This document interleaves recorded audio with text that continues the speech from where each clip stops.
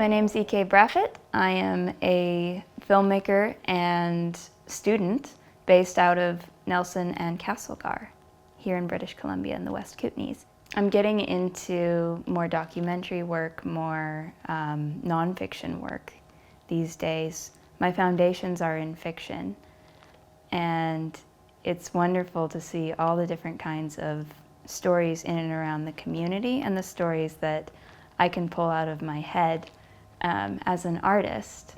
So Mile 15 is a feature-length film that I wrote back in the pandemic days. It sat untouched for about 4 years until in 2024, one of these friends who I showed it to pulled it out and said, "Hey, do you think we're ready to make this?" After several months of chaotic auditioning processes while I was living in South Korea, mind you, we managed to put together this film.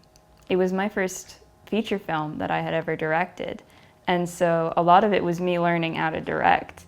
I learned that I love working with actors a lot, and I think one of the biggest things I learned about filmmaking from directing a feature for the first time, I really learned to be pushy. I'm not a particularly pushy person. I tend to let the experts take care of everything, and when you're in a director's role, you need to say, "I want it this way." The story follows these two characters, Marty and Bill. The characters set off on this journey after Marty receives a phone call from an old high school friend. Now, this old high school friend is off in Vancouver as a working musician and wants Marty's help on an album because Marty's one redeeming quality is that she's very good at singing. Thus sparks a very chaotic, spontaneous road trip with Marty and Bill across the province of BC. It's very much a play on old tropes, but in a wholesome and fun sort of way. I was very insistent that a lot of it be filmed in the Kootenays. A large inspiration for this story comes from me and my brother basically acting out silly sketches in the back of our father's pickup truck driving through the Slocan Valley. One of those sketches became one of the main hitchhikers that the characters pick up. We ran most of our in-car studio scenes in Vancouver, so most of the driving scenes, because of course it is not safe to have an actor driving while acting. We used a lot of locations, particularly in between Castlegar and Nelson and up in the Weimar area. We had this super speedy road trip on our last night around the West Kootenays, and all done in the dark. But I'm really impressed with how everything is coming together in the editing room. We wrapped shooting in June of 2025, and we have a rough cut. We're hoping for a release in February. I would like to take the film to film festivals. We have a fair amount of money from crowdfunding, and a lot of the production was volunteer-based and community-based. You tend to have more community interest than community competition when you're filming in the Kootenays, and that is something that has been so valuable to this production. I've received nothing but graciousness and support from the Kootenay screen-based industry workers.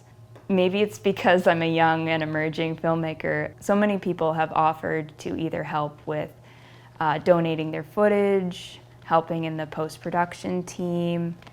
The group is really just all about connecting with each other, sharing our skills. We have meetups, we have talks from different projects, we have workshops. There's lots of resource sharing. It's really wonderful.